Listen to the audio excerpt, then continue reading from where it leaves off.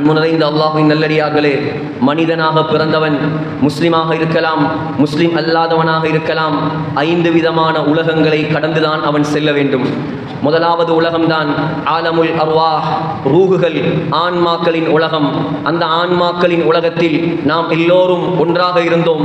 ஸல்லல்லாஹு அலைஹி வஸல்லம் சொன்னார்கள், புகாரியில் வருகிறது, அல் அர்வாஹு ஜுனூதும் முஜன்னதா, எல்லா மனிதர்களுடைய உயிர்களும் கூட்டம் கூட்டமாக படையாக அந்த உலகத்தில் இருந்தது.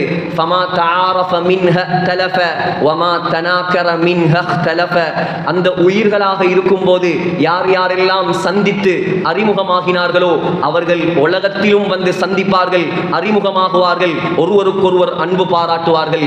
உயிர்களாக இருக்கும் பொழுது யாரெல்லாம் சண்டை பிடித்தார்களோ அவர்கள் உலகத்திலும் வந்து மனிதர்களாக பிறந்ததற்கு பின்னாலும் ஒருவருக்கொருவர் முட்டி மோதிக்கொள்வார்கள். இரண்டாவது உலகம்தான் ஆலமுல் அர்ஹாம், தாயுடைய கற்பறை வாழ்க்கை. சகோதரர்களே, அது ஒரு நீண்ட பாடம்.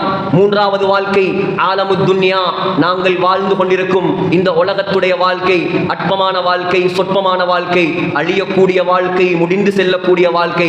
நாலாவது வாழ்க்கை தான் ஆலமுல் பர்ஸக், கபருடைய வாழ்க்கை, நீண்ட கால வாழ்க்கை, பல்லாண்டு கால வாழ்க்கை. ஐந்தாவது உலகம்தான் ஆலமுல் ஆகிரா, மறுமையின் வாழ்க்கை, அழிவே முடிவே இல்லாத வாழ்க்கை. சகோதரர்களே, 2 உலக வாழ்க்கையை முடித்துவிட்டு 3வது உலகத்தில் நாங்கள் வாழ்ந்து கொண்டிருக்கிறோம், ஆலமுத் துன்யா.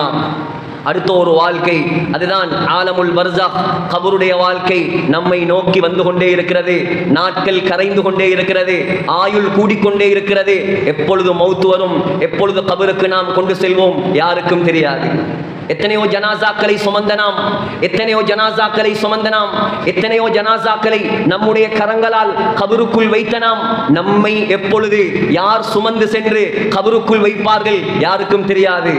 நம்முடைய ஜனாசா ஏராவூரில் அடக்கப்படுமா, அல்லது நம்முடைய ஜனாசா வெளிநாடுகளில் அடக்கப்படுமா, அல்லது நம்முடைய ஜனாசா ஜன்னத்துல் பகீல் மதீனாவில் அடக்கப்படுமா, யாருக்கும் தெரியாது. சகோதரர்களே, உலகத்தை தயாரித்தது போதும், உலகத்துக்காக வாழ்ந்தது போதும். அடுத்த உலகம் நம்மை நோக்கி வந்து கொண்டிருக்கிறது. என்ன தயாரிப்பு செய்திருக்கிறோம் சிந்தித்து பாருங்கள்.